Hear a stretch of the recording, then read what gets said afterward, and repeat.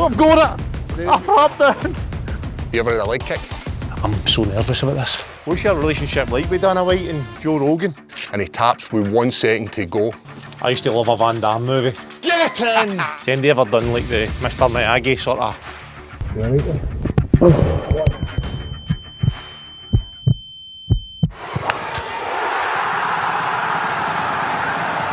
Welcome back to the channel. Today we're joined by Paul Craig, UFC legend. 13 submissions, Yep. 3 knockouts in the UFC. That's unbelievable. How are you, mate? I'm good. I'm looking forward to this. It's been a while since I've struck a ball with any intent. Normally it's probably been at Top Golf, smashing the balls as hard as you can. You don't really need to worry about keeping it on the fairway, whereas it's intimidating. Brilliant. Both hats are on backwards today, we mean business. So we're going to go 9-hole scramble. What's your handicap? I don't even have one. Don't have one, but I reckon we've got a good feeling here. I got a good feeling, good chemistry. We're going to try and get to the top of the affordable golf leaderboard.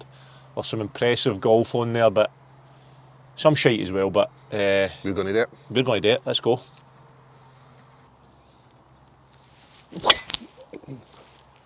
Just went left, hella left. Didn't you see it? Is it alright to go in the trees? Definitely in the trees. Is it? Right. Aye. Let's It was about 300 yards, but some strike.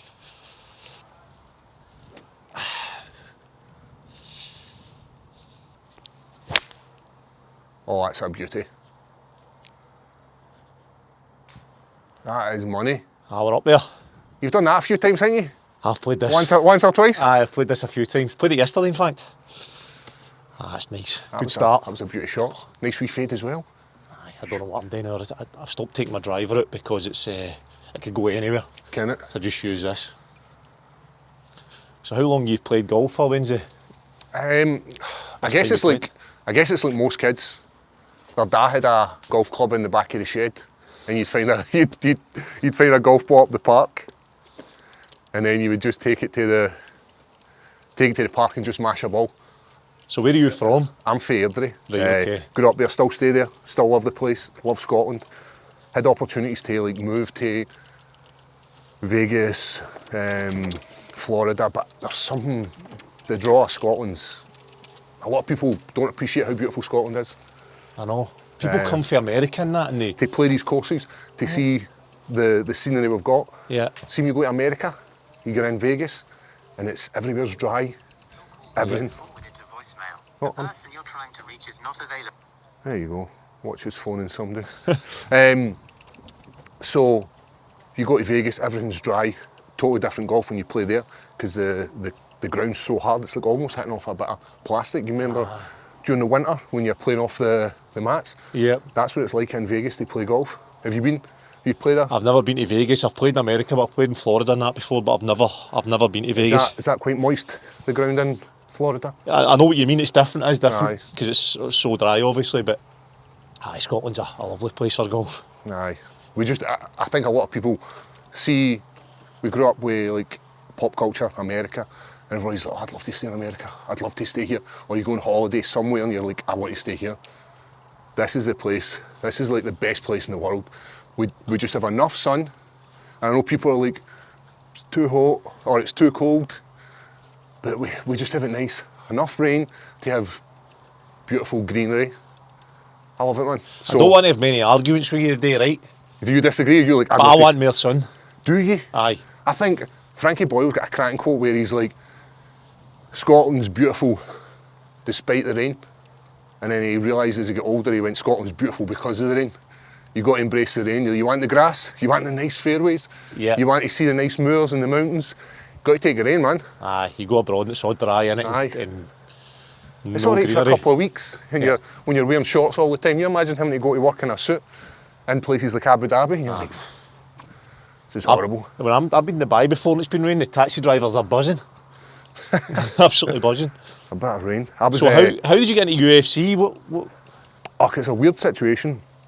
I originally was a high school teacher, and I've been teaching high school for about 7 years at this point. Had no idea what the UFC was, and one of my mates had said, fancy going to this club? And I was like, aye. I go in and it's full of like... So what age would you have been this time? Like 23. Is that when you first started? Aye. That's when I first started, and I'd been referring to this sport as, I think I was calling it UFC chokes, because I had no idea what it was. It turns out it was Brazilian Jiu-Jitsu. So you'd never done Brazilian Nah. Jiu-Jitsu till you were 23? 23. It turns out, because I had a bigger brother, and he used to beat me up, and I would always like curl up in a ball, and Yeah. turns out it's a really, really good defence mechanism. That's unbelievable how you've started that so late. I know.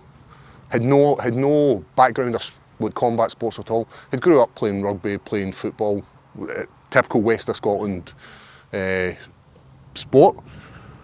And started doing that. Started working with a boxing coach. He then said, do you fancy taking an MMA fight? And I says, aye. So I got all the way down to Sunderland, got to fight in the stadium. They put a ring on the stadium, like on the main stand. And I was fighting against one of their top guys. I was getting beat, and it just happens to be the guy comes out and rushes out, and I judo throw him, land in side control, and bust his arm up.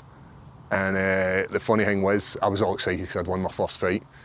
All the guys were waiting outside for me, because it was like all his friends were waiting outside to absolutely mash me. So the guy who runs the show came in and said, just hang fire. And I was like, how? I was like, there's a group of guys waiting outside for you. And I was like, what have I done? They're like, yeah, he's a bit of a big guy down here. And I was like, oh, for fuck's sake. Way. And that's like, see, for quite a lot of the start of my sport, that's what it was like. Going into these wee miners' town halls, going into like their local area and having to fight them, because there's not a lot of... So what age were you when your first fight was? When you started at 23, then you...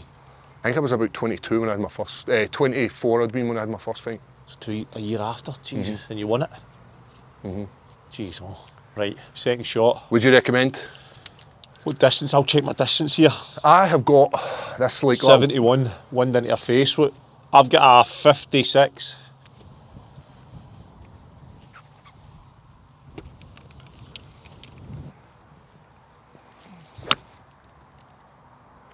Got to go a bit, innit? Yes. A bit short.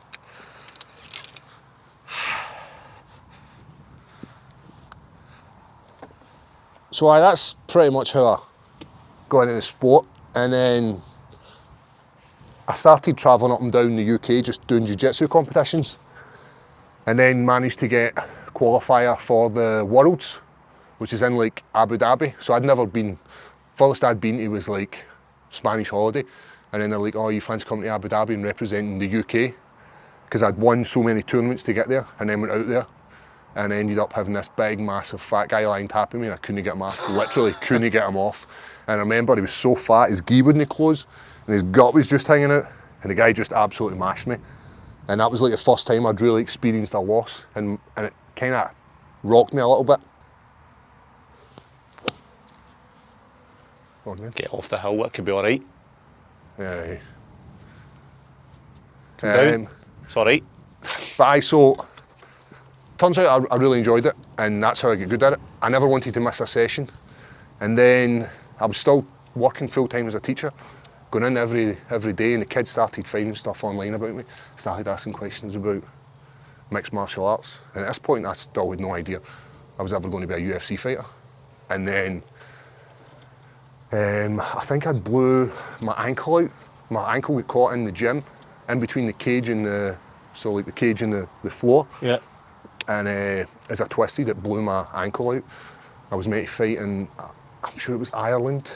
I was meant to fight in a big show. I'd won like a few British titles, and then the UFC phoned me, like literally a month after I blew my ankle out, said, listen, you fancy going to Sacramento to fight? And I was like, aye. And the rest is history. Went to Sacramento. Best thing is, like... So how did they get a hold of you? Would they so saw your fights, or? Yep, they literally had messaged my manager, and then I got a phone call, feel like the matchmaker, saying, listen, this is the contract, this is where I want you, this is going to be the weight class, all this sort of... I was blown away, because I had no idea I was ever going to be a fighter. I was making like, I think the two biggest fights up to that point, I think I made £1,000 for one and $1,500 for the other, but my medicals cost me like £900, so I wasn't making any money, and I never get into it for the money. So I was like, So when they came and offered me my contract, and I think my original contract was £10,000, $10,000 to fight and $10,000 if I won. And I then went out to Sacramento with all my shorts and t-shirts ready for it. In the middle of November, I had no idea. I just assumed California was going to be nice and warm. It's absolutely freezing. Freezing, cold, wet, miserable. And I've got shorts and t-shirt in California.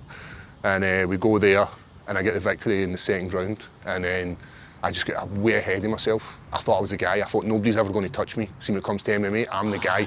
I'd never lost at MMA at this point. I think I was 8-0.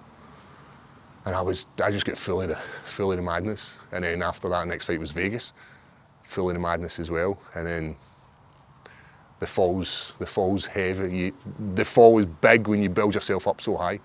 And then after that, Must be good to have that confidence and have that feeling that... So when I went to Vegas, and then I had my second fight with the UFC, and a guy, everything else I'd been doing to people, I'd been throwing them, hitting them with the same move, they'd been going to the ground, I'd been getting a submission, and this guy bounced back up, and I stood back up and went, oh, this doesn't normally happen. And then I went to hit him again, and he literally threw me about like I was an empty tracksuit, and then the referee had to come in and save me. The first loss I ever experienced was in Vegas. Horrible experience. But you got to remember, I thought I was the man up until that point. Aye. I just grabbed my ball for you. Just grab that, aye. I probably should have asked you what one you prefer, but... No, yours was better.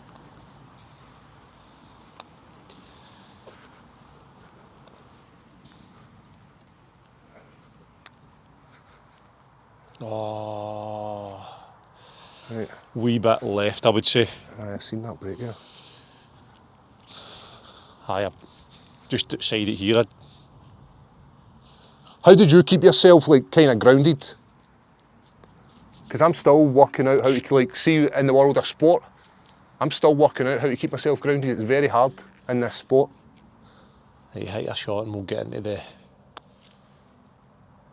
So what do you mean by grounded? Oh yes, and yours. Like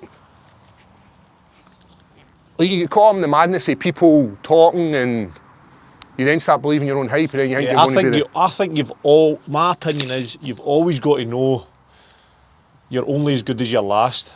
You're only ever as good as your last, and you're one, for you probably one chokeout, one defeat, one punch away from being a failure.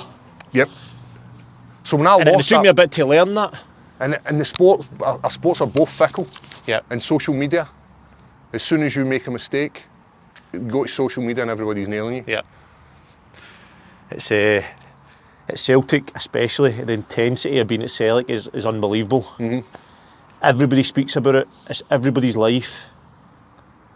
You party start, mate. That's a steady start. You always need to know that you're only ever a bad game away from being being the worst, or being abused, or sort of trolled on social media. Yep. So you always need to keep guarded. But it's difficult. It's hard. Yep. The night we beat Barcelona in the Champions League, I remember going straight up the road and just got to bed. When I look back now, I'm thinking, you should have. Enjoy the moment. Mm-hmm. Like, I think you need to enjoy the moment and have the balance, but also realise that that's just only around the corner. Your next game comes and you need to be ready for it. Yep. So I think it's important you enjoy it, but then realise, right, I'm only ever... Have you missed some big moments because of that? Stuff like that. I mean, that's the biggest moment that sticks out. But there'll be a few kind of Rangers games where we beat Rangers a couple of times and should have had a proper celebration. And probably enjoyed it, aye. But then again, you're in Glasgow and you're like, this isn't the best time to sort of... Nah, it's horrible. Like, Scottish fans are, as much as they've got passion and they love to back their own, when it comes to Old Firm, it's hate. Mad. There's so much hatred and in you could get yourself in a bit of trouble if you go to the wrong time and go to the wrong place. If you've just won, and definitely if you get beat, you're not going to go. So no. And especially see if you get beat and then the fans look at you like, what's he doing out? You fucking lost. 100%. Like, you should be doing this and doing that. Aye, like, sorry mate, I'm trying to enjoy my life. Exactly. Aye, it's difficult. What's Fans the are probably lost. mentality? So I think about mentality of being a footballer, right? You've got 10 other players beside you on the pitch. You're coming out into that cage, right? 1v1 combat, there's no hiding place. You're up against a guy who's as disciplined as you. Yep. He's got specialities in whatever he does, whether it be jiu-jitsu, boxing, stand-up, wrestling, whatever.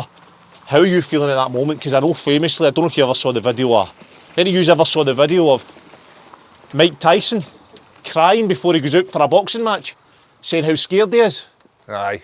He's saying to I know what you're Customato, talking I'm about. just so scared, and he's cuddling Customato. No, he's notoriously or been called the hardest man on the planet. So I just want to understand that from your point of view. What's that feeling like? It's what you want to do is you want to appear to be, because you've got people around about you, and you want to show them that you're no scared. Like, I'm not scared. I'll fight empty. But inside you're like Darren Till's got a brilliant one where he was like, see if I get injured right now, I'd love it.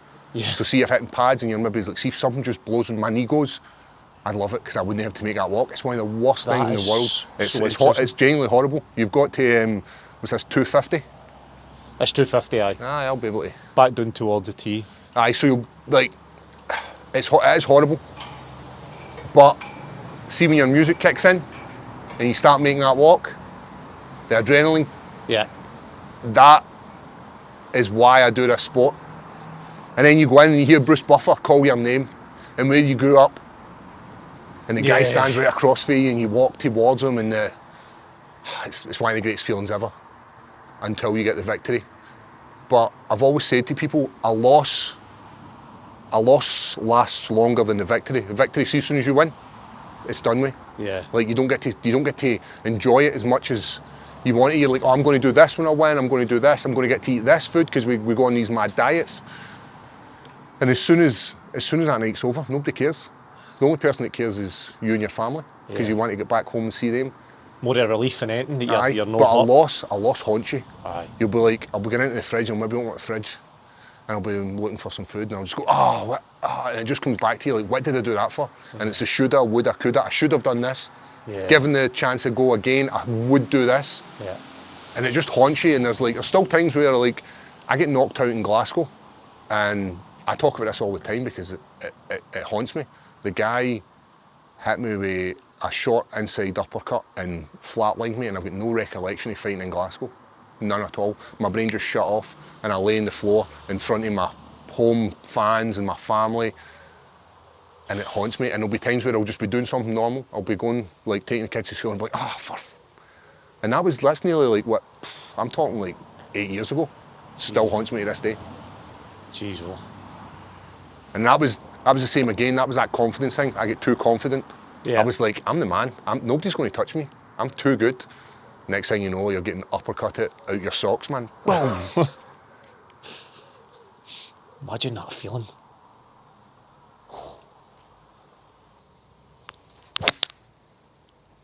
Aye, that's a beauty, man. I wouldn't. Aye. We're up there, so you can just go for it, man. Aye.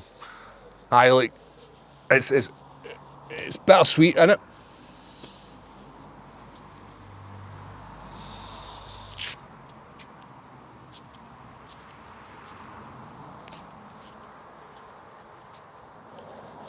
Fuck. It's alright, we're up there. Aye. Another ball lost. Aye, I enjoy the sport. I enjoy everything that goes along with it. Do you? I enjoy the fear. The fear keeps I'm absolutely me. blown away that you're at the level you're at and you started when you're 23. That's unbelievable. Aye, no, like as I said, no combat experience. I didn't really want to be a fighter. There was never a growing up. I never watched boxing. I never watched any sort of combat sports. Closest I got to that kind of stuff was kung fu movies. That was it. And then I find myself. I used to love a Van Damme movie. Aye, the Van Damme was the boy, wasn't he, back in the day, Channel 5, Double Impact. I preferred other stuff on Channel 5 on a Friday night. Used to be Confession of a Windy Cleaner. Emmanuel. I was sweet. When we were kids, somebody had recorded us off the TV and it was just passed about. Just this Emmanuel tape somebody had recorded off a VHS. Kids are like, what's a VHS? It's a big tape. We used to pass it about, that and wrestling tapes. I used to love the wrestling, WWF. I've started watching it. Hogan, God rest him, was my...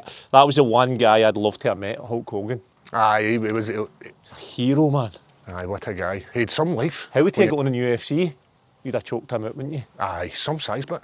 My was, wouldn't he? Aye. Well, I don't know if you... The guy CM Punk?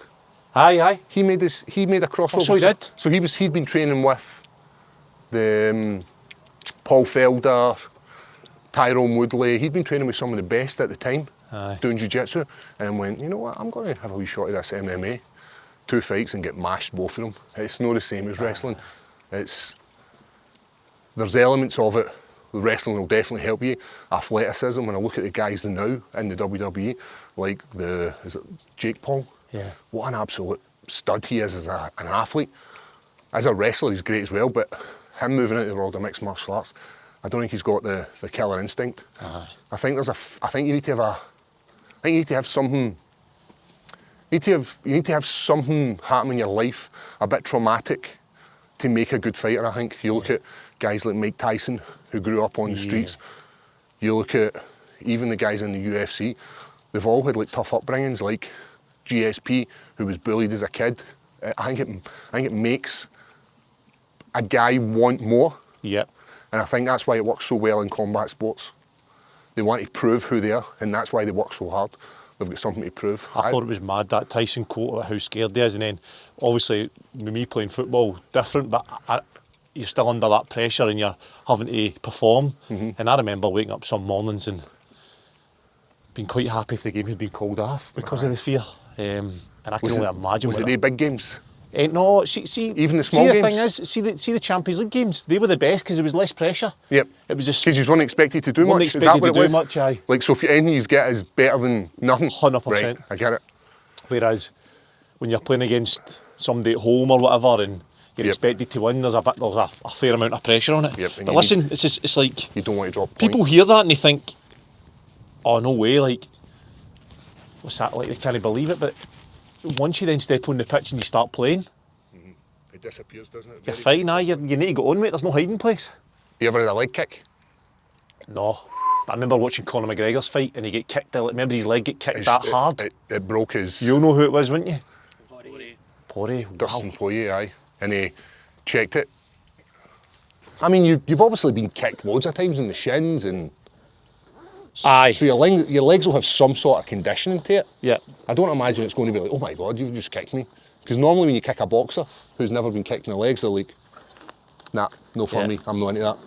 But I guess you've had your legs kicked for years. It's not like a new thing to you. Wee bit of wind behind here.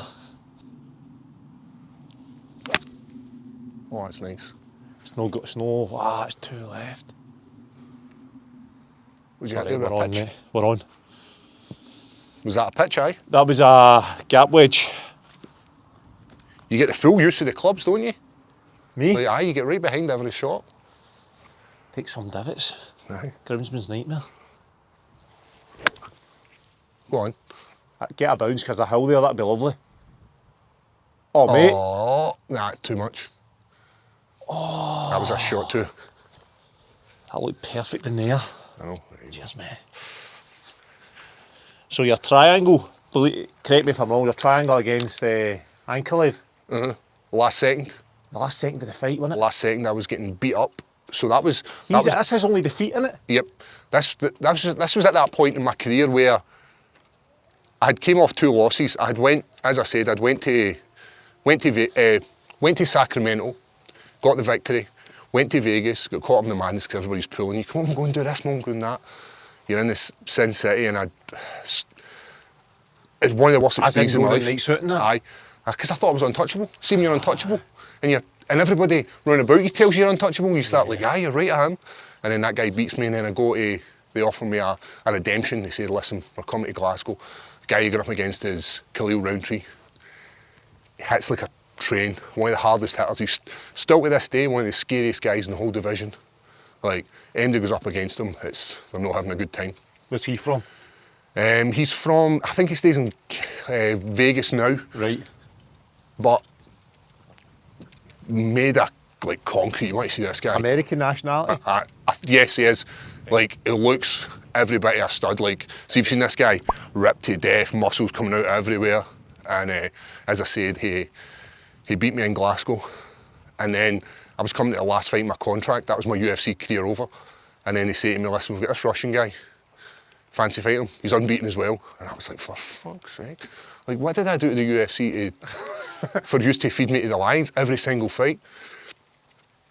And it's Ankalaev, and he absolutely destroys me for 15 minutes, or 14 minutes and 49 seconds. He breaks my rib. Did he? So I had a fractured rib. I had a hole in my chin. He'd hit me so hard in the chin, he ripped the skin.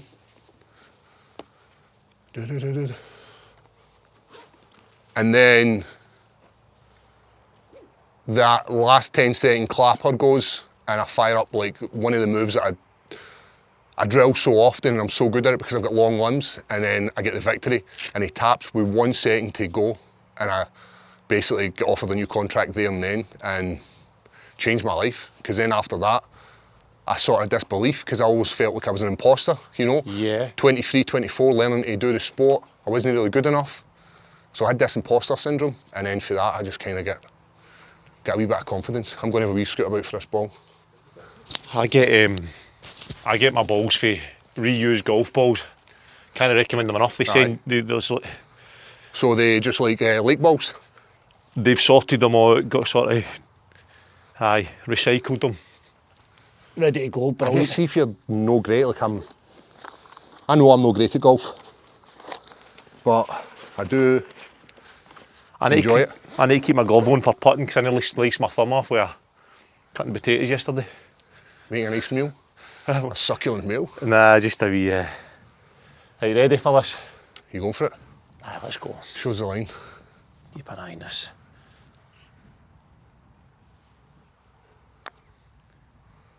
Oh, that's beautiful. Oh, Take that. that is beautiful.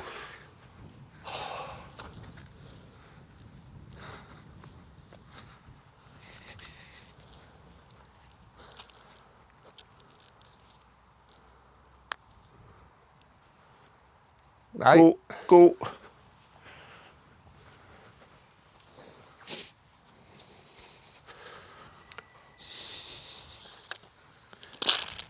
This for the par. You've smashed this today. I've got a good feeling about this today. Oh, you bet. No. It's a team effort. So how often are you getting out to play golf? Not as often as I would like. Aye. I could play every day. But I've got 3 kids and a wife. Aye. It's hard. Getting away with my golf game.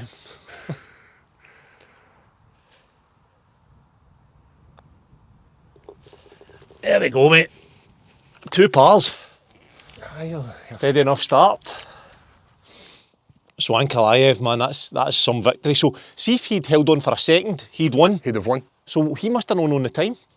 He did know the time because the clock, when they do like you get like a 10-second timer to tell you, and it's like a massive bang. They bang a bit of wood against the table, bump, bump, bump, and you know there's 10 seconds. But when the brain's got oxygenated blood, so the reason a choke works, the basic fundamentals is you shut the blood off to, you shut the circulation of blood off to the brain. Right. And the brain has to protect itself.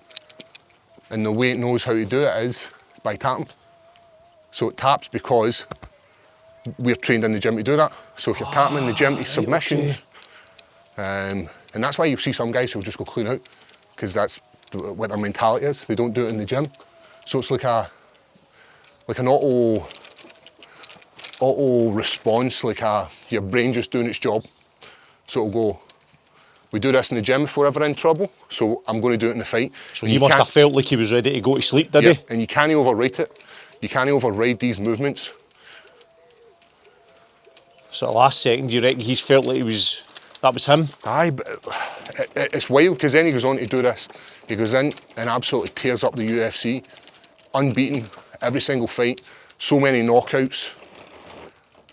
And then the only loss, he's a champion now, and I can't see him getting dethroned for a while. And the only loss to him is myself. How does that feel? How does that feel at the time? At the time, it was amazing because I knew it was my contract. And as we're saying about family, I've got 2 daughters, and you get a nice lifestyle with this job. Yeah. It has its ups and downs.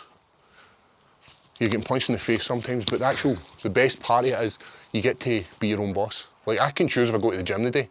I know the repercussions if I don't go to the gym. If I don't go and train tonight, I know what the repercussions are. My opponent's training, and that's what fuels me. But it's up to me. It's on me. Yeah. And I get a nice life through doing this job. That's why I do it. And I get to spend loads of time with my kids in there. So it's brilliant, isn't it? Aye. It's just makes your life so much easier having a good family unit. Yeah. I know we can have a laugh and a joke and say, oh, you've got to do this stuff with the family. We secretly love it. Yeah. We love spending time with you guys. Yeah. We love hearing about their day in school. So big reason why I stopped coaching. Takes up so much of your life and you sacrifice so much. Yep. Constantly, if you're not training, you're constantly in the chat talking to people, telling them what to do, like, this is what we're needing. It takes up so much of your time, I get it. And that's, like, I still don't know what to do with my life. Like, when I leave fighting, I don't know what I'm going to do. Maybe I'll be a coach, maybe I'll get involved in media sides yet, I'm not sure. How long have you got left, do you reckon? I'm 37, and I know I'm getting older. I feel it.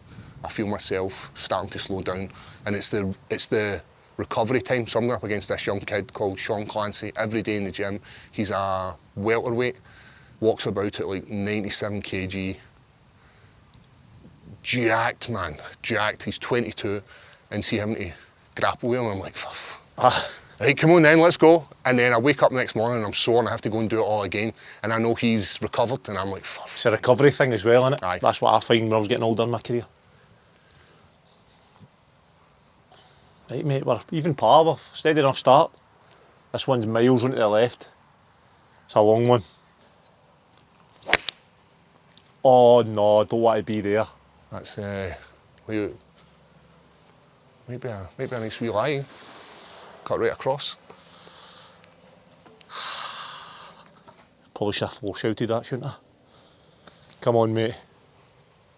You better cut in that tree. If you can cut right over the top of that tree, it's a perfect line. Just the right hand side of it, I would say. Yep.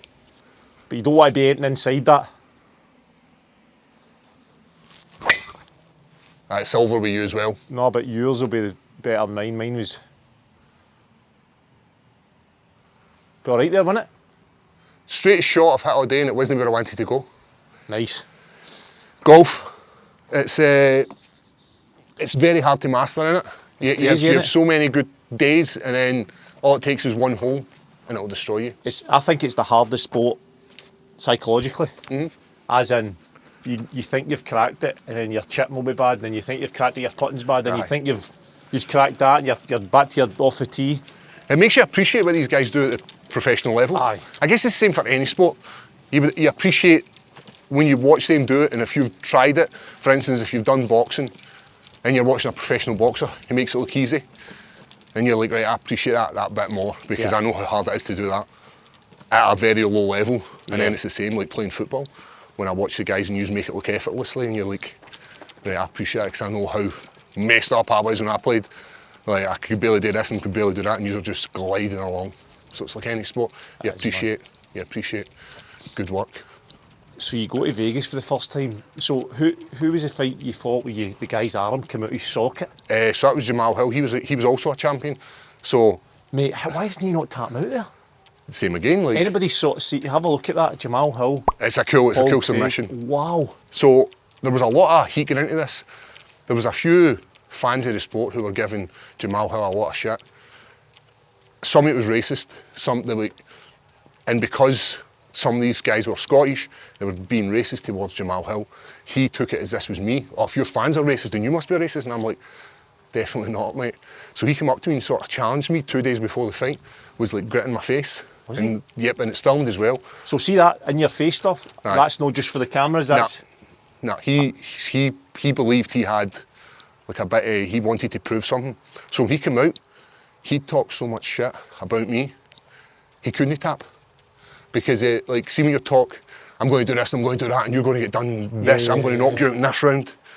And then the guy takes you to the ground and you're in this submission that he's renowned for. You need to let that snap. You need to. So his elbow popped, so you just push it right back. So there was a point I knew this was going to go because I had my two hands on it and I bum. And I felt it go and I look at the referee and the referee goes, continue. He didn't know his arm was out. And because I put so much pressure into my legs, his shoulder then dislocates. Because there's so much pressure coming through his whole body and I'm just elbowing him, punching him. God. And same again, that guy then goes on to be the champion. Because it's not a deliberate thing. I can beat MD, but just stuff gets in the way. Mental stuff like my mentality, this sort of feeling like I don't deserve to be in the UFC, all this kind of stuff was getting in my way and stopping me from doing this. So then I went on and lost a fight to another opponent, which I should have beat. And it's just this vicious cycle, whereas I should have been a champion. Because I'd beat 3 former champions. It's a tough old sport. I think imposter syndrome is relevant in every sport. We've spoken about it on here before. Yep. And although you've been in the UFC at the highest level, and you've worked your ass off to get there. You've worked, but you just get this.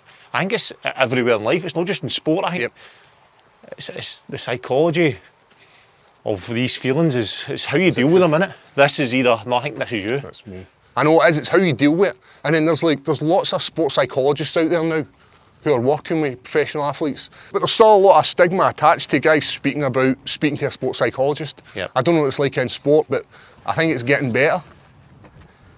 No, it definitely is getting better, aye. Definitely is. But it makes such a difference. Yep. 100%. See, just us talking about this here now, I wish I had the courage to speak like that when I actually played. Mm-hmm. Because it doesn't mean that you're any weaker mentally. You're just talking about the things that everybody's going through, and it actually gives you the better tools to deal with it and understand that other people are going through it. So one of the things that so we spoke about my weight class. So I went from being a light heavyweight, which is 93 kilograms. And we always make a cut, so we do loads of like water manipulation. So we'll try and suck water out our system so that we can make weight without cutting muscle. Right. And I went to middleweight, and one of the things I spoke about was the fact that I ended up with an eating disorder, like a really bad eating disorder, like because I had to cut from, rather than hitting 93 kg, I was then having to go to 84.5 kilograms. Now, when people are listening to this and they're thinking, that's a fair chunk, but we sort of manipulate water, we dehydrate ourselves, all this kind of stuff. But see, when I spoke about that, and I think it was on Sports, Talk Sport, I just mentioned it, the amount of people that messaged me who were in mixed martial arts and say, listen, I've got the same, we're in a weight making sport. So just by speaking about it, normalises it. Normalises it. Or not so much normalises it, just makes it like, what you're going through, I'm going through as well. Yeah. So there's people to talk to there. Nah. I'll be alright there though. We'll be able to get that. It's about 200, isn't it? Aye, I thought about playing it on. Oh, it's a beauty, man. Get down. Oh, it's a wee bit right.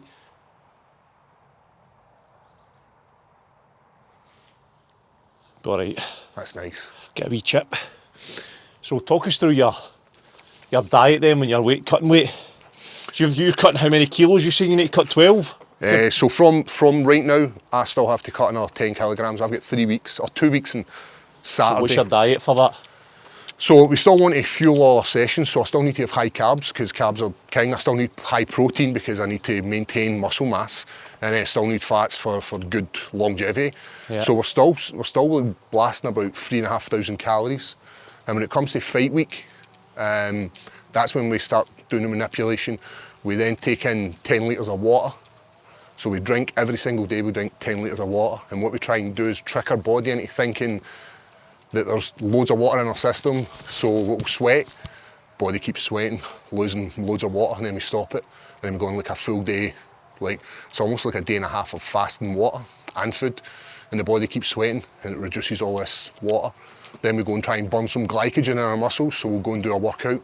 So it might be like a 45-minute run, it might be like an hour's worth of pads.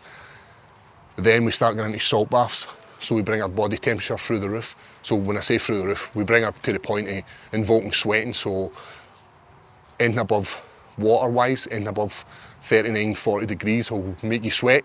So we'll jump in that for 20 minutes, and then we'll wrap ourselves in blankets to keep the sweating going. And we'll do that a few times. It's a week build up to the fight, or This is 2 days before the fight. Jesus. So when you go and see a fighter, he's cut all this water, and I'll drop maybe something like 7 kilograms of water weight. So when I step on the scales, I've got very little water in my system, and it can be dangerous. What does that do you psychologically? Like you mentioned water in the brain earlier. So the water, this is why they brought in all these different, rules to look after fighters, because you're getting punched in the head, and if you suck all the water out your brain, which we do, and you're getting punched in the head, the brain starts to rattle about, the water slows it down. If there's no water in there, the brain just bounces off side to side, and you end up with brain damage. So they brought in all these different protocols. The UFC will rehydrate you to the best of their ability. A wee step through. Someday I went for a lesson and the guy told me to lean my weight, and if I need to do that, to exaggerate it. So it kind of makes me feel... Like getting right under the ball and getting... Let's see.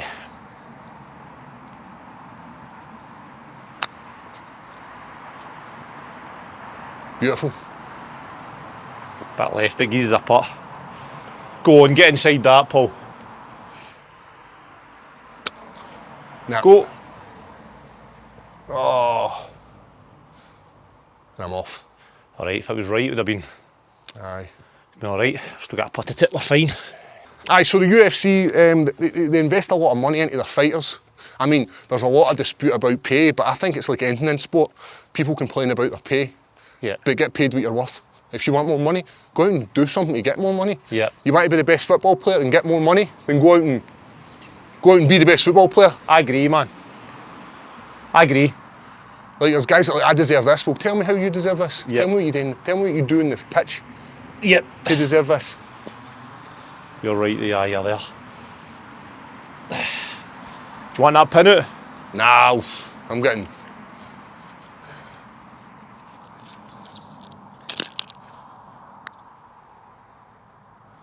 Oh. Go on then. What are you telling me for that? I was aiming to try and hit this side of the pin. So it's right edge then? Right-ish? The cup, aye, that's where I was going. And there's still a break in it. Oh, that's beautiful, that's beautiful. Get in! That's beautiful, man. In the side door, didn't get the pace. That was beautiful. Hold on. Oh. Sorry. So you were saying about, sorry, the brain loses water. Yep. I mean, that must be tough. And then, see after you've done your weight and you've made the weight, are you then just eating whatever you like? No, it's same again. You've got to, like, the body's like very fragile at this moment. All right, okay. So you've got to slowly introduce water, because what happens is, if you put too much in, the body will either throw it up or put it out the other side. Your body will just go into like this shock almost. All right, okay. So it's like, like having like acute dehydration when you go to the hospital. They normally put you on a drip. So it's not allowed. You're not allowed to use a drip in the UFC. It's against the rules. It's cheating. Yep. What you're doing is you're cutting your weight so low to get a size advantage on your opponent, and by flooding your system full of an IV through intravenous. It's the same as football, it's hydrating cheating. too quick, so Yep. it's cheating. You're allowed to hydrate a certain amount in a certain amount of hours, aye. Like, don't get me wrong, if you're able to put an IV in any sport, it's going to make you better. Like, hydration is one of the key elements of being a top athlete. Recovery and everything, innit? Yep. So they're not allowed to act, so you're going to have to introduce fluids right back in, and they're going to have to be carbs involved in that as well, but you can't actually eat them at the moment, so it's going to have to be like a carb drink. Loads of electrolytes. This is why I work with a sports nutritionist, and his only job is to make me make weight. That's his job. So if I'm not following his rules and I'm not eating what he's telling me to eat, then that's on me. So right now, if I miss weight, I'm going to him, Lee, well, you've made me miss weight. And he's worked with some top boxers in the world. So I trust him wholeheartedly. That's his job, to get me on weight and get me dehydration to the point where I feel great. And then when it hits about 6 o'clock at night, that's when you get to eat what you want. There's no negative sides to eating. So like, we were in New York and I had ended up with like pizza, pasta, chicken, and then I'm allowed a pudding as well, as much pudding as you want. So you're like just, and then you go home and you feel like horrible. You're like, oh my God. But then you sleep because you end up in this carb coma, which is absolutely tremendous. And then it's fight day. You then have to get ready for the fight. And the same again, you need to be very careful with what you're putting in your body, because it's like a car. If you're putting shit fuel into your car, you're going to get shit results. Yep. So you have to make sure it's spot on the money what you're putting in there. That's nice.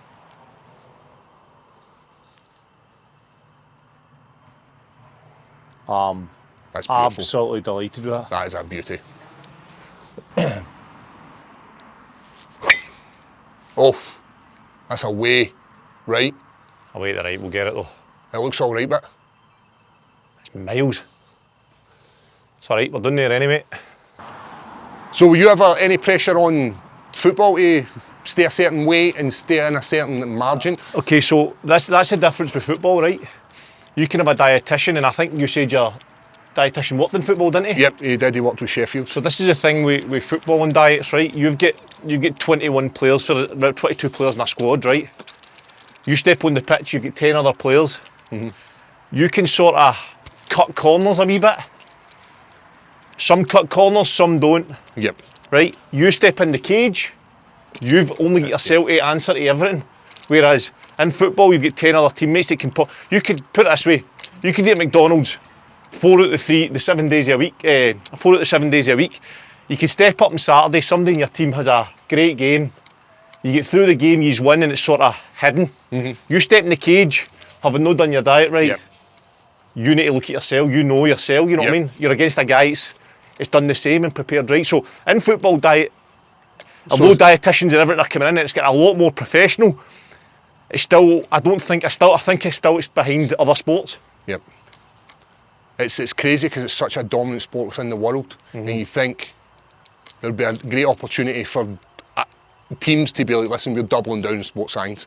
This is where the money is. This is where the good stuff is. This is where we're going to get the most out of your players. I think teams are putting money into that. The problem is when people leave the training ground. Yep. You're on your own. Aye. Do you know what I mean? You can make your own like choices. A cultural thing, isn't it? Where it's like, well, we've done this for years. So what do I need to be able to run 100 metres and take a second off? It doesn't matter.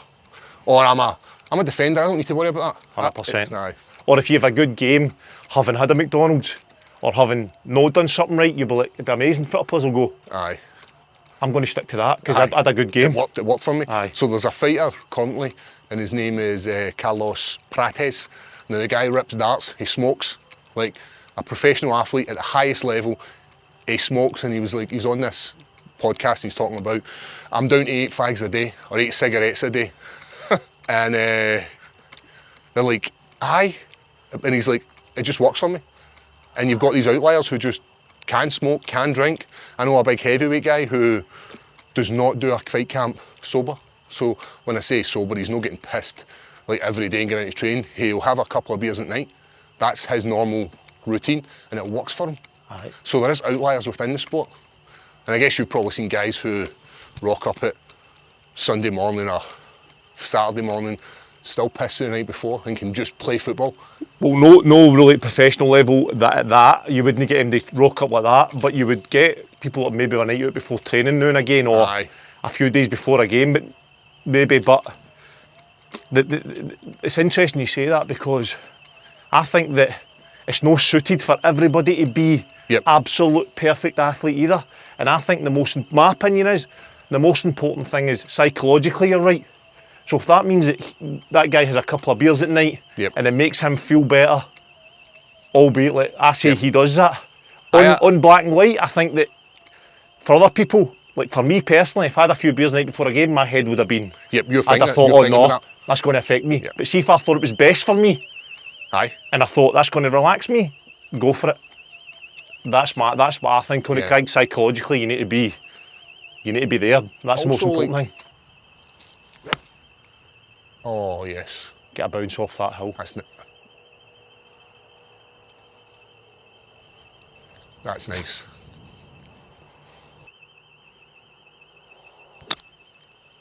Go! Give me more. Give me more. Nah. What'd you use here? Sand? Sand. I'm scared to use that.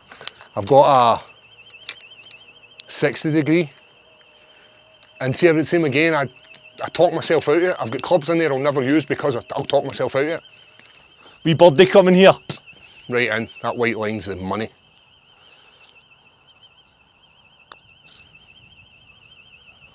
It's rapid, isn't it? Aye, that's not the line. What did you have there? I used this wee white marker as the line. That is not the line.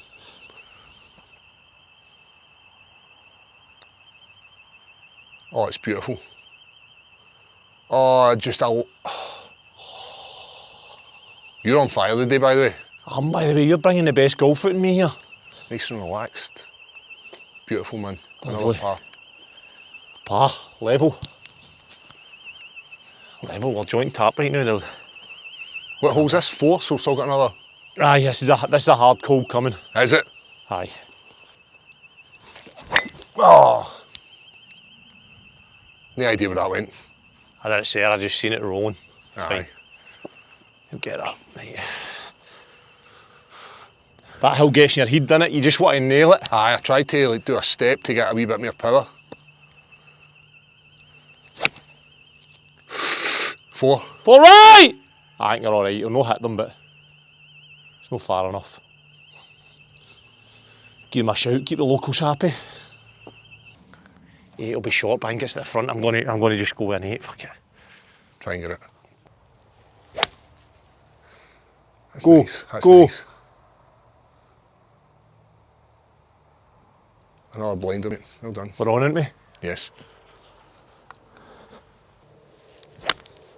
Ah, I'm in the bushes. Go over. Right in amongst it. I'm miles away. All right, Good thing we've you're got one playing. on there. Good thing you're playing good golf. Or we'd be. This is probably the best I've played. Is it? You're absolutely smashing it. Aye, I'm playing some good stuff. Jesus, I'll be Stewart buggies, something else in it. Aye. We remote control? Just remote control, or you can go follow mode and it just follows you. This hill's a killer. This is. Hell, boys just rattling up this day. We'll need to train tonight. It's a great putt. It's not as bad as you think. It's no, is it? No, it looks like you can get through both of them.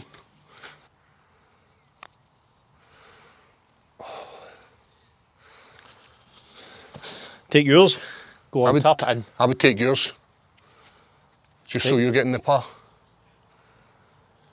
Oh no, I'll be taking any chances. Just get yours in. Get yours in. We want to get up this leaderboard. Right. I'll have a go at mine just for my own scorecard, but it's yours that's counting. Just a wee tap in. Yes. Aye. I'll do it. Aye. 5 pars.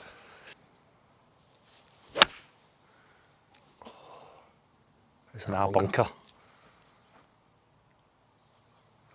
That's deceiving. I think it's a bit too short. Oh yes, she's on. Yeah, it's not Go terrible. on. Lovely, mate. So what was it like fighting in Madison Square Garden in front of So I was Donald the first, Trump? I was the first Scottish person to walk out there. Were you? I think there was somebody told me, like, is it Ken Bruce? But he done somewhere else. So anyway, we had stepped on the scales that Muhammad Ali stepped on, like to weigh ourselves for Wow. official weigh-ins. First Scottish person to do it. I never expected to do any of this in my career. I never expected to have a career in the world of mixed martial arts. And then you get to fight there. And then to make it even sweeter, I think it was 10 days before that, President Trump gets sworn into office. And if you're a Trump fan or you're not a Trump fan, it doesn't matter. The President of the world or the President of the United States is sitting at ringside watching you, because you're fighting against one of his favourite fighters. And then... Who was it? Guy was called Bo Nickel. He comes from like this American wrestling, so he's like he would have been an Olympic wrestling. So the way Olympic sports work is, you need to be the best to represent your country. But the guy he was up against was just slightly better than him, so he missed out on being to represent America, because you're only one person to represent you per sport and or per weight class. So he missed out. So he comes to the UFC and he gets kind of looked after. And then they offer him to me, and I'm a jiu-jitsu guy, he's a wrestler, we're expecting this wrestling ground. So when do you get offered this? So I had fought in Brazil, I'm sure I was. I just came back, I'd fought somebody from Brazil who's headlining in France when I go there. And they say, listen, would you like to fight in Madison Square Garden against Bo Nickel? And I'm like, aye, I'll bite the hand off you for that. He's no been tested, so he's no like he's great wrestling. If he takes me down, I'm happy with that, because I can do jiu-jitsu. I don't have to worry about taking him down. And he doesn't, at this point, he didn't hit hard, or was like a great striker. Right. So I was like, yep, I'll take that. So I accept the fight. We get to New York, make all the way, all the stuff that goes along with it, and we then, President Trump's there, the place is like, I'm talking locked down. Like, you won't be able to sneeze in this place without CIA, like the White House security being all over you. They're everywhere. They go through all our bags. You have to do like all these in-depth checks of us. So they do background checks to make sure you're not obviously going to do anything fucking mental. So was he sitting front row? He's sitting right at the edge of the octagon. Wow. And I took the guy 3 rounds and I lose by a decision. He beats me on a decision. You think it was fair, or? I didn't do enough. It's that same thing where I'm like, I should have done this. It's a mark of a loser. Shoulda, woulda, coulda, I say.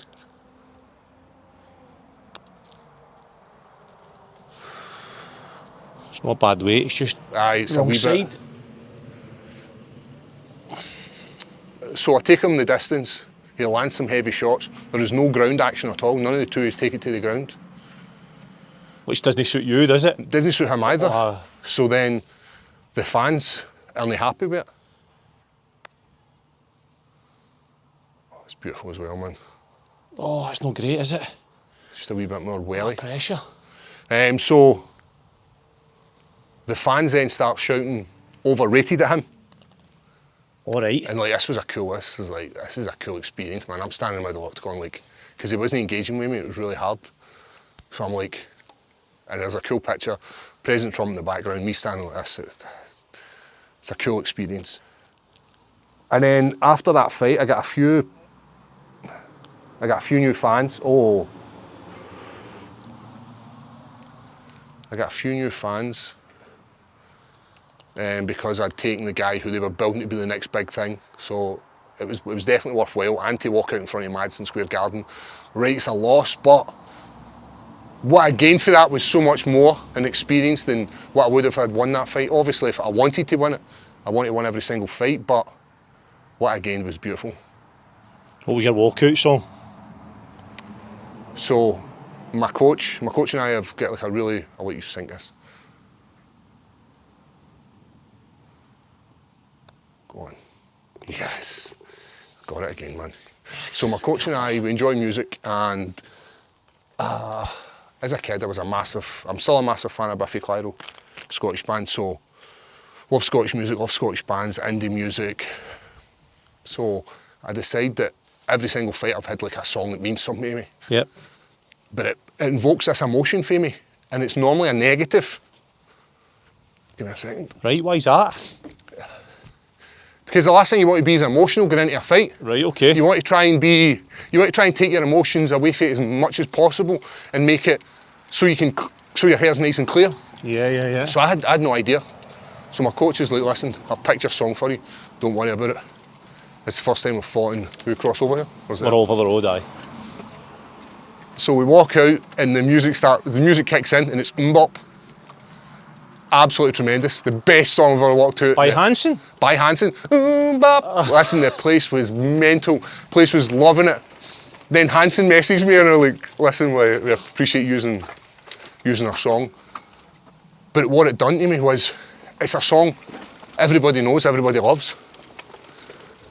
But it didn't invoke emotion, which is exactly what you want. So there wasn't any pressure, like, well, I'm going to listen to some heavy metal, you're like, I'm going to kill this guy, I'm going to do this. It wasn't, it was just... Brilliant.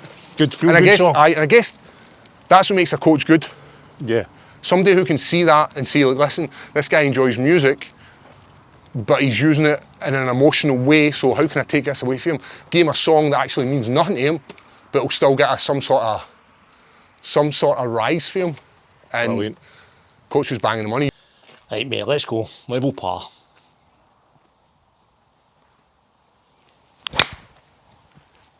It's a fucking beauty, man. Some height on that. Hopefully there's distance. That's a beauty. Take that, mate, so you can just absolutely nail it. Right, let's see if we can get a nailer. Yeah.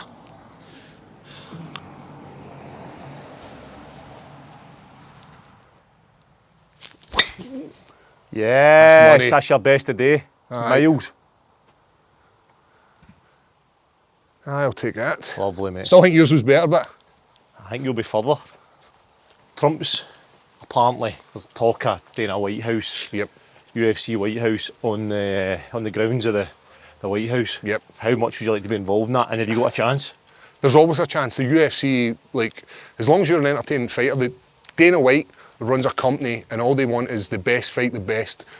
And it's not so much skill-wise, all they want is what's the most entertainment? How can we see Paul Craig knocking somebody out? Nah, you're potentially not going to see that.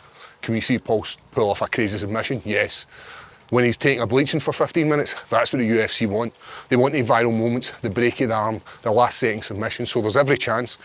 4th of July, 250 years to celebrate American independence. You need to have the bad guys, and I don't mind being a bad guy. I don't mind going and fighting an American on their soil in front of the White House. That's like, as I was saying about fighting in New York, Madison Square Garden, these are dream come true kind of things. Get the kilt on for that one. Fighting a kilt. Yep. Oh, that'd be amazing. Imagine that. Choking somebody in a triangle with a kilt on. Wee tartan and nothing under it. The dick just flapping about there, winking at them, winking at the El President. So there's definitely an opportunity. And as I said, it doesn't matter what creed, what sex, what religion, it doesn't matter with the UFC. You'll be given an opportunity. That's it. The women's fight get a lot of exposure, don't they? Because they seem to get top of bills, and if you're the same goes for that, innit? It doesn't matter if you're a man or a woman or what. Yep, and I definitely think it's the way all sports should be. And I get it. Female sport now is kind of, they're like, we want more money. I'm like, yep, and you probably deserve more money because you're doing the sport, but unless you're getting the viewers, it's going to be hard for you to justify that. Yeah. Whereas in the UFC, some of the women's fights are amazing. Like, I'd watch two top females, like Ronda Rousey against Liz Carmouche. Like, these guys fighting is better than some of the male fights. Yeah. So all you have to do is go out there and put on your performance. You want it, go out and get it. They normally do this speech. So the UFC will do this. Dana White or Mick Maynard will come in and they'll do a speech for you. And it's to try and fire you up, and they'll say, if you're out there and you're watching and you want an extra 50 Gs, because they give out 4 50 Gs, 4 lots of 50 Gs to anybody who puts on a performance. So go out and get it. You want it. If you're sitting in the back and you see somebody and you see there's an opportunity for you, go out and get it. And it jacks you. If you're fired up, you're like, let's go. That's so you want down there, look, go and get it. Much further, that's me behind you, you're down there. What's your relationship like with Dana White and Joe Rogan? So I get like, Joe Rogan loves my jiu-jitsu because he's a jiu-jitsu guy. So anytime he's got an opportunity to talk about somebody's jiu-jitsu on his podcast, he'll talk about mine. He'll be like, Paul Craig's jiu-jitsu, man. It's like, he knows good jiu-jitsu. That must be a great feeling. It's cool when seeing the amount of people that tag me in it. Like, I still get excited when people tag me in stuff from these guys at the top end of the sport. And Dana White, his relationship with me is, he'll send me an email, speak to him maybe once, twice, handful of times, because it reminds me almost of Tony Soprano. Like, he's like the boss. He's almost like this mafioso boss. and it's his way or the highway. So like, I don't want to have a relationship with him where he's thinking, who is this a-hole? So I'm like, I'll just be polite to him. Yes, yes sir, thank you for the opportunity, all this kind of stuff. But as I said, he chooses your fights, doesn't he? So yep, he has a massive impact in your career.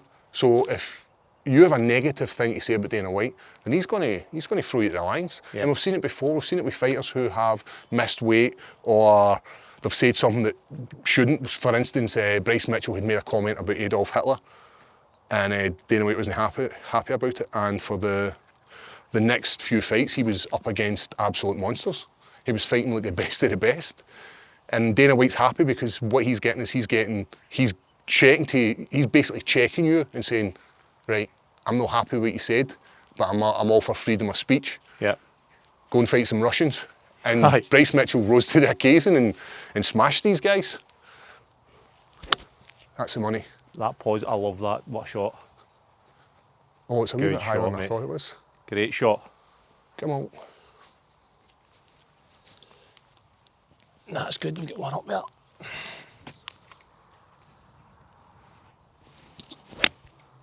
Yes.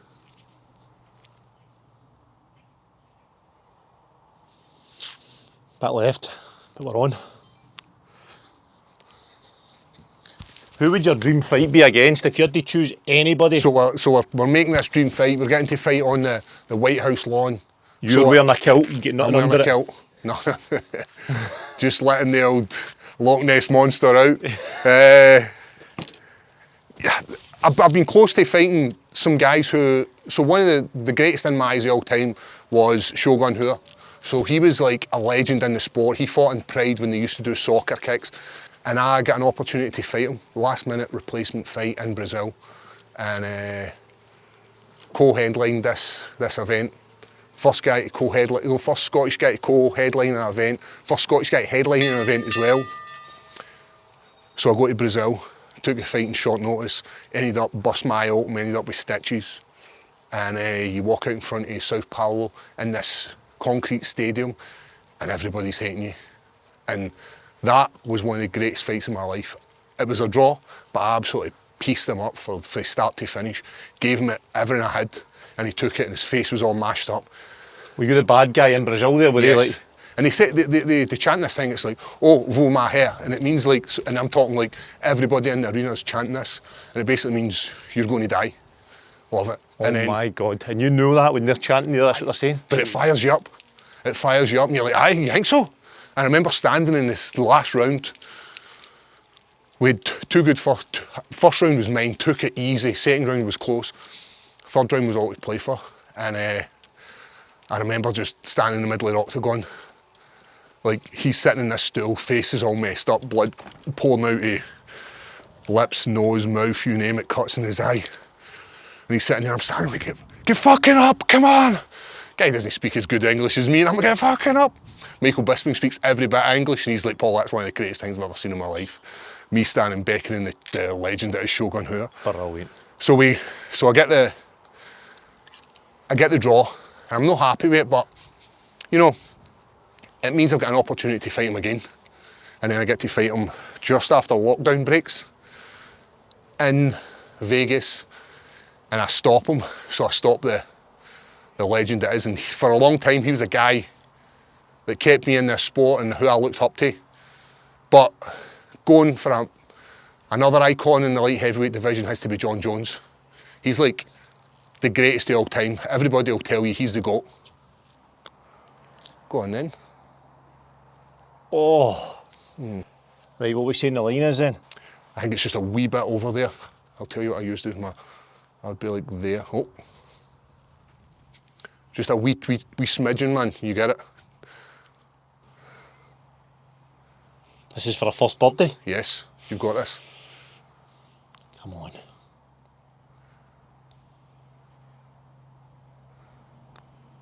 Oh, it's beautiful. Nah, it's not enough.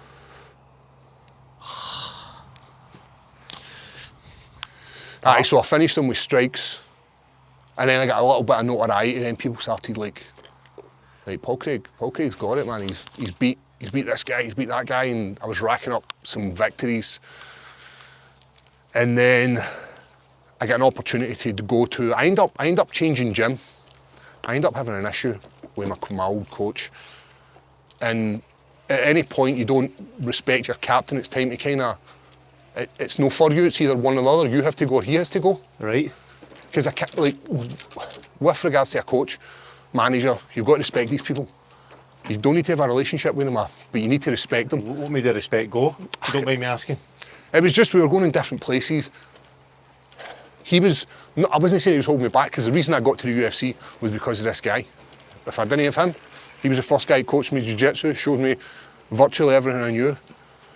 But if you're doing the same stuff and expecting different results, then it's time to, like, right, how can we develop? Because we're not getting any. We need to get better. Yeah. Because everybody else running about us is getting better. So how do I get faster? Yeah. How do I get harder shots?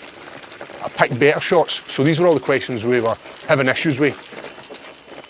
And I decided that I would leave and go to another gym, another Scottish gym, which is called Higher Level. And they've had a good few UFC fighters come out there. Okay. So I was like, you know what? I'm going to be in good company. So I did that 3 years ago, and then I go and fight in London against a guy who's knocking everybody out. And I can take a punch. I know I can take a punch. The guy couldn't knock me out. The guy didn't want any of my jiu-jitsu, and I lost. After going on this 7-fight unbeaten streak, and then I lose. And then I have an opportunity to fight Johnny Walker and then get knocked out in Brazil. I have to go to Brazil again and be the bad guy. This time it doesn't work out for me. He canes me, hits me with a fist, smashes my nose one way, and then as he comes back the other way, busts my open, and then I drop, and then he just starts caning me. Ended up with like a big hole in my ear, my nose. I couldn't breathe out it for weeks. And then I decided to move to middleweight and make these stupid cuts. And then I got a victory, and everybody's in Team Paul again. And then you then hit a few more bumps, and I'm getting older, and as I said, I'm 38 this year. And now I'm just fighting for the love of the sport. Who's your next fight? What's his name? So I'm fighting against Modestas Bukowskis.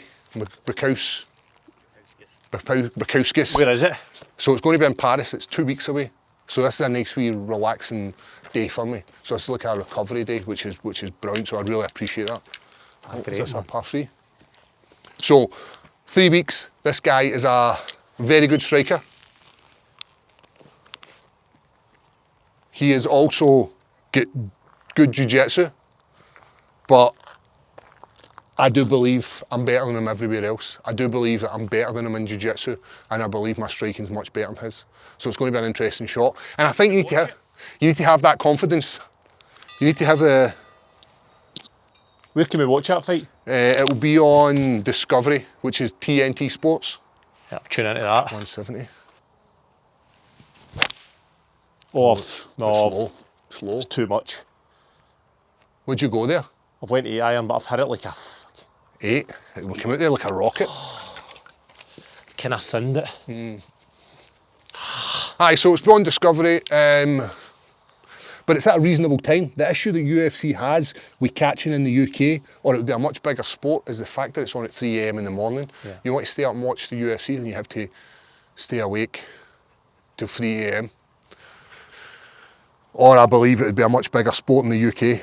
So this is going to be a reasonable time. This is going to be like normal sporting events time. Yeah, let's go. Give me a wee bit more legs. It's going to bounce right, that's the only thing. It's not enough, is it? That's really deceiving. I think that's probably still better with yours. But when you look at the rise of mixed martial arts and MMA, like UFC's cornered the market. There's nobody else that can compete with them. There is other organisations out there, but none of them are doing what the UFC are doing. And the fact that you've got celebrities who are going there every weekend, guys like Theo Vaughn, who is a YouTuber and a comedian, but he's there for the first fight to the last fight every other weekend, if not every weekend. And then you've some of the guys who enjoy the sport and get to sit in the front row are like normally celebrities, and just because of this sort of viral world we're staying at the moment, they get the opportunity. You think Conor McGregor will ever come back in? I do. Well, they're talking about him fighting on this White House card, and I believe he's going to make it because He is back in the testing pool, so back getting tested for steroids or performance-enhancing drugs, even recreational drugs. Yeah.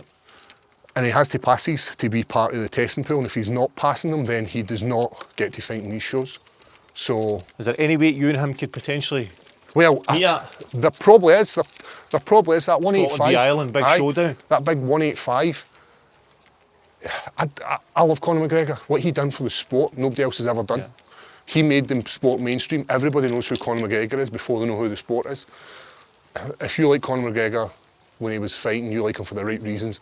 If you're liking Conor McGregor now, it's because he's this brash Irish guy who's drinking, smoking and being a bit of a pollution in the world. But that's his character, and this is what he's been. Yeah. But I'd love to see him back in the octagon. I'd love to see Conor McGregor have one last hurrah at being a title contender. Do I believe he's got the drive and determination to do it? I don't think so. Just say you and him are the same weight. Do you think you can beat him? I definitely beat him in jiu-jitsu elements. He struggles there, doesn't he? He does. He's got an incredible backhand. So when he hits you with it, you know you've been hit. Yeah. We see him knocked out Jose Aldo with an absolute tremendous. You want to do yours? Is that a bunker? Go yours. And just play it in. Aye. Yep. So when Conor McGregor was the guy, he was tremendous. But the sport takes for quite a lot of people and doesn't give them back. But he's one of these guys that is taking a lot for the sport, and he's got a lot back for the sport financially. Yeah. He's a superstar. Oh, love it. Beautiful. It's going to be delightful. Go on then, run in. Oh! Thought it was in. Aye. Oh, it's nice. I've nailed it, no, too far. Aye, you've nailed it. Oh. That's miles away. That's coming down there. That was deceptive. I thought that looked nice. I knew I'd caught too much here. So I'll be happy to see Conor McGregor come back. There's talk of him versus Chandler, which would be an amazing fight, and we were expecting to see that like nearly 2 years ago. But how would you go against a game plan against him? You just need to get him to the deck, don't you? It needs to be that wrestling. Everybody's got a game plan until they get punched in the face, Mike Tyson said. That's in. No, it's not. That's a fair break here. Aye. Did you go? I went for the left side of the cup there, just. But it broke about there. We need this, don't we? Keep it level.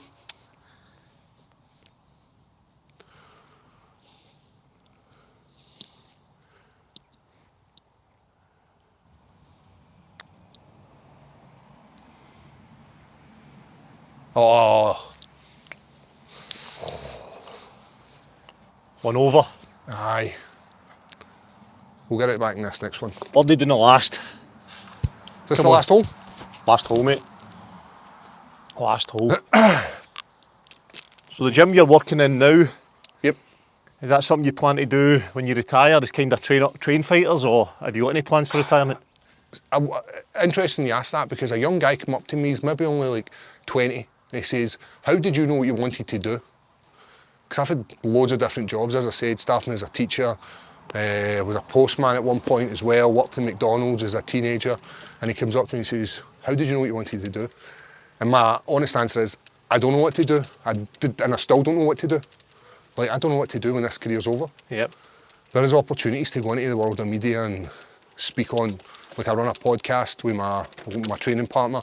We've trained together for years. What's it called? It's called Leathered Podcast. Leathered so we like Podcast.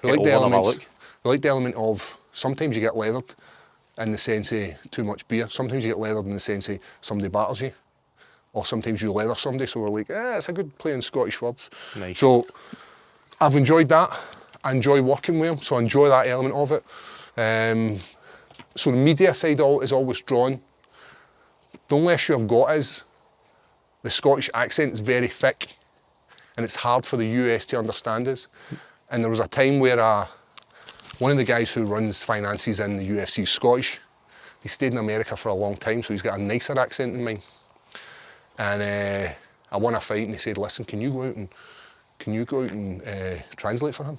And he went, sorry, what? And he's like, translate. And he went, translate from Scottish to English? And he was like, aye, nobody can understand him. So moving forward in the world of media, if I want to work in the US or I want to work even in the UK, I think it would need to be slowing down my accent and making it more appealing to the Americans, because it's very thick, and I know it is. Even on this, if we just to talk normal, Glaswegian, it's difficult to understand. Difficult to understand. Need to slow down. Aye, so I'd like to go into media. My only issue with training fighters is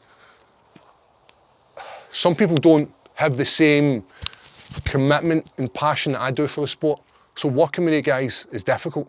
And you probably find this as a coach when you're saying, I need you to do this, this, this and this will make you a better footballer. Yeah. Well, why? I was like, well, I've been there and I've done it and I know how to do it. And some people just don't want to listen. Aye. And that's the element that makes me not want to be a coach. But then there's every once in a while we'll get these cases with guys who are absolute athletes and will listen to everything and will soak up every bit of information you're going to give them. But that's once in a blue moon, you guys come. Right, here we go, mate. Bird up the last to get level par. Come on.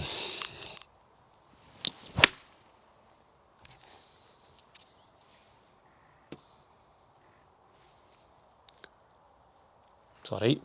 Nice. There we go. Go. That'll be good. Come on, stay in.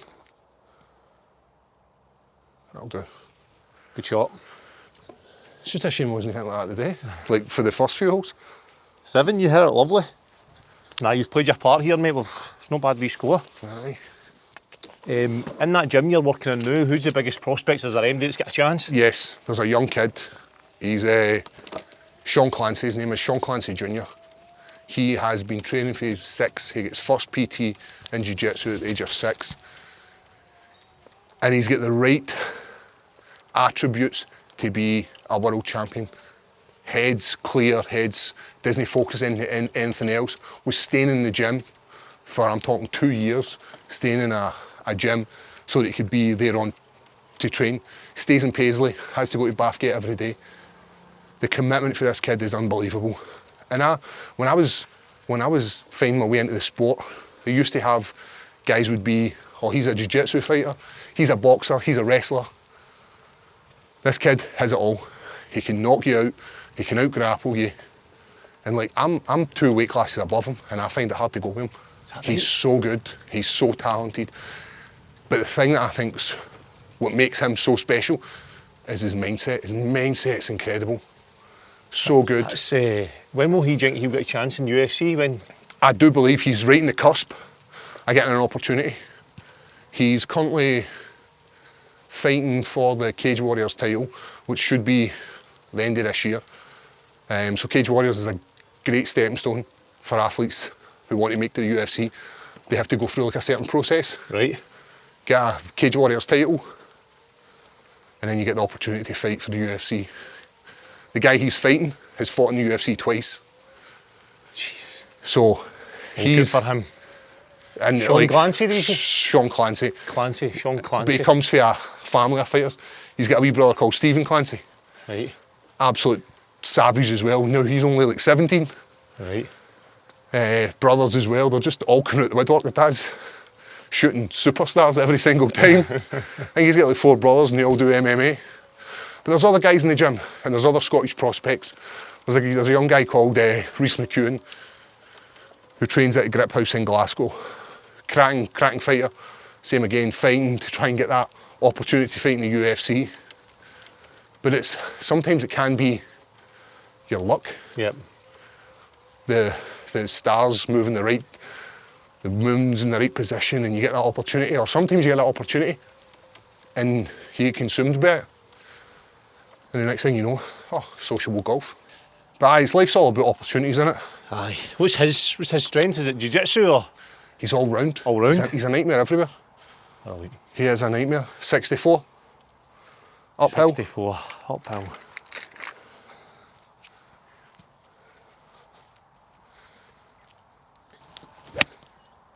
That's crap. That's right in the bunker. Come on. No, it's still good. It's still good.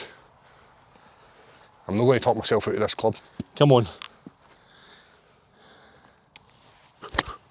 Go on. It's not enough. It's not enough. Fuck. It was right on the money too. Yours is better. Aye, let's go. Mixed martial arts in Scotland's getting bigger. For a long time it hadn't caught. Yeah. And I'm talking like only up until 10 years ago did we have somebody, or 12 years ago did we have somebody in the UFC who was Scottish. Who was it?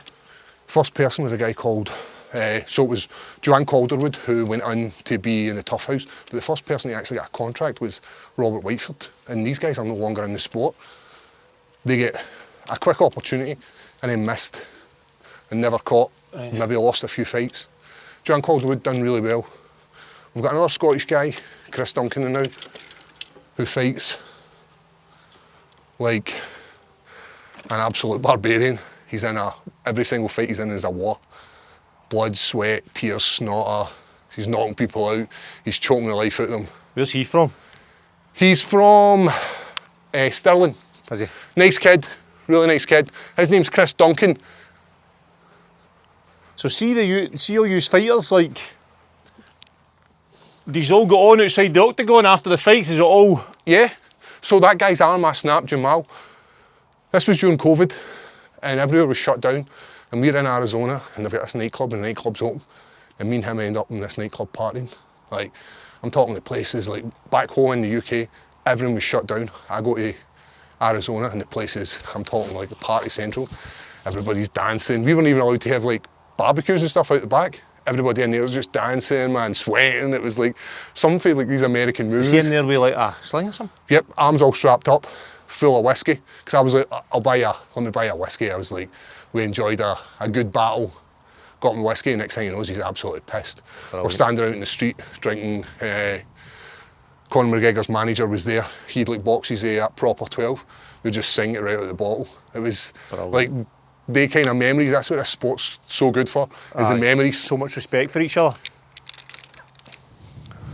Right. A wee bump and run.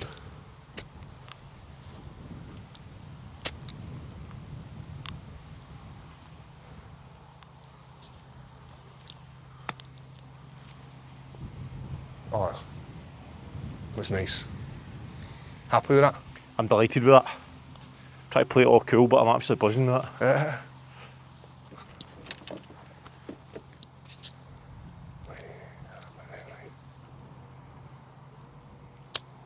Oh, that's lovely.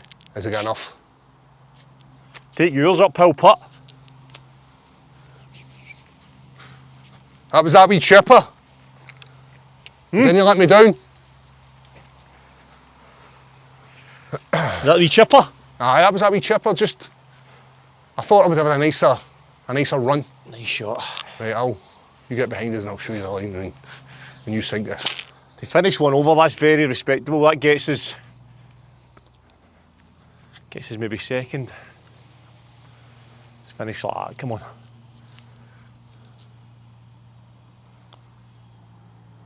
Yeah! Yes, mate. Beautiful, man. Love it, man. What a day. Love it. It's a great putt. Aye, just a shame it's over now. I know, mate. I know. Listen, absolute pleasure. Thanks for coming on. Thank you so much. I really appreciate it. Been a pleasure. Please like and subscribe. Come and watch Paul Craig. Hero, man. Thanks for your day. Thanks so much, man. Okay, so we're going to play one last hole.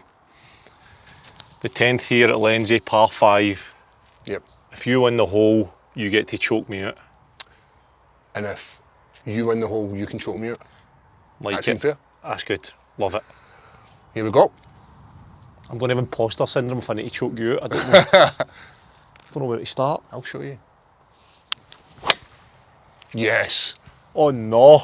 No, that's a great beauty. start. Is that just dragged a wee bit right there? That has hit it. He's delighted. See when you're in there, have a look for my ball. Twos are in. I'm in the same. That could be alright. You gutted with that, aren't you? Seems like nobody's going to get choked out here. I went to karate when I was younger. Did you get any belts? I couldn't even lace my suit up. You know how the suits are Aye. I went to the Kirkintilloch town hall and one lesson and that was me, gone. Really? But Nah. you're walking up and down a hall like kind of like, you know, just shadow. I know, and I get like so. See, the thing I like about martial arts, it's a great way to teach kids discipline, and it's about discipline as well as following rules and regulations, and like because there's rules in the gym. You can't do this, you can't do that. I don't want you doing this, blah blah blah blah blah. And especially young guys, who, when we watch kung fu movies, who want to reenact it. Yeah. Oh, I watched Bruce Lee, one will fight, and that's what you do in primary school. So getting these kids in to learn discipline very, very early. Routine, learning to turn up and do the same thing every day. It's great. The elements I don't like about it is, it's went from being about martial arts to being about dancing. You learn a pattern, you get a belt. Yeah. So I learn how to block this punch. And I do understand the elements of, we drilled this so many times, in this pattern that you should, in theory, if somebody flings a punch, you're able to block it. In the real life, can you stand there? Can you stand there? I'm going to fight these three guys, and it doesn't work like that. And that's the elements I dislike about the karate. But there's so many good elements to have it, and it's a stepping stone for the young guys to then decide, I'm going to do mixed martial arts, or I'm going to learn another martial arts. Has anybody ever done like the Mr. Miyagi sort of against you now? No, but there has a been great end scene in it. I used to tell people that I was, because I wasn't in the UFC with not a lot of background. I think I was 28 by the time I got to the UFC. Maybe 27, something like this anyway. 27, 28. And I used to tell them I was a master of Kung Fu. So the announcer, Bruce Buffer, and I think still to this day, he says, so my fight name's Craig. This guy is a Kung Fu fighter. Absolutely tremendous. Like, I have never done Kung Fu in my life, but hearing Bruce Buffer call it is just hilarious. Oh no. Are you wanting choked? It seems like you're wanting choked. I've started playing my worst stuff. I can't describe how nervous I am. The thought of getting choked out. Aye, it's nice. Listen, I'm gentle, I promise you. Oh, that's nice. I'm in the trees bit. No. Well, you've bounced before them. A few viewers going to enjoy watching me getting choked. Oh, I fluffed that. Damn it. Stop. Stop. At least I found it. I'm so nervous about this. Oh, no, slow. Ah, it's right off. Go. That's a crank line. So we're lying the same now, aren't we? Yes.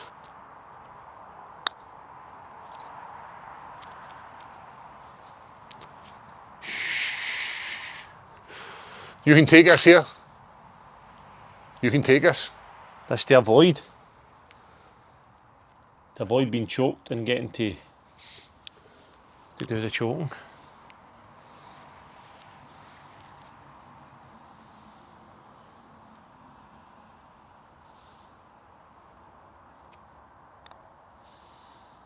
Oh, that's the...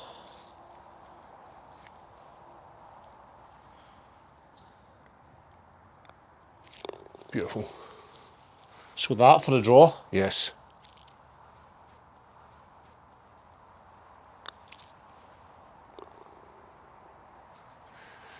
So Here. I've got, because it was a draw,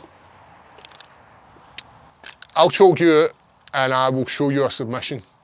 I'll show you a cool submission. Okay. I'm going to hold you right. Right. You're going to control my wrist. So you're going to push this here. And where's this leg going? This leg's going to go up my back. And then this This one's leg's going. going to be right over my throat. That's going to take some. That's going to take some jumping. Are you on? I've got you. Right. Are you going to grab and put the legs there? No, you're going to. So use this shoulder, go to my. Are you ready? 1, 2, 3, go. Oh, wait a minute. Jump. Oh, can I jump there? That's it. Whoa! I've got it. I've wrapped in. I've wrapped in. And then squeeze. Yes! You go again?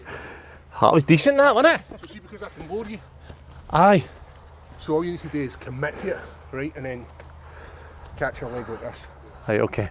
This is your finisher, innit? Aye. So go underneath here, so you go under here. Right. There, you control this wrist, and then as you jump, I'll catch you. Don't you worry about it. Right up. Ah, I never got up. I'll go this time. So Ready? let this go. See when we get this point. Yeah. Let it go. There we go. There you go. That's it. Aye. And then put that leg in there. There. Now squeeze. There you go. That the one? Triangle. Is that the one you beat? The triangle, I didn't catch the flying. Right. Now this is a nice easy one. All you're going to do is go on your knees. Here we go. I'll be nice, I'll be gentle. So what I'm going to do is, I'm going to go round here and I'm going to shut off the two arteries of blood to your brain. And then where are you going to lie me? I'll be gentle. So see, once you've had enough, you just tap. I'll have had enough as soon as you touch me. So you're going to need to... You won't, so once you feel it starting to go a wee bit, you'll know it when it is, and then you go. And I'll go 1, 2, 3. Right? Right, tell me when you're starting. Right, you feel it. You feel it as it comes in. Because you're alright, aren't you? You can still talk. All I'm doing is shutting off the blood to your brain. And once that oxygen goes to a certain point, you tap. You alright? You alright then? 1, 2, 3.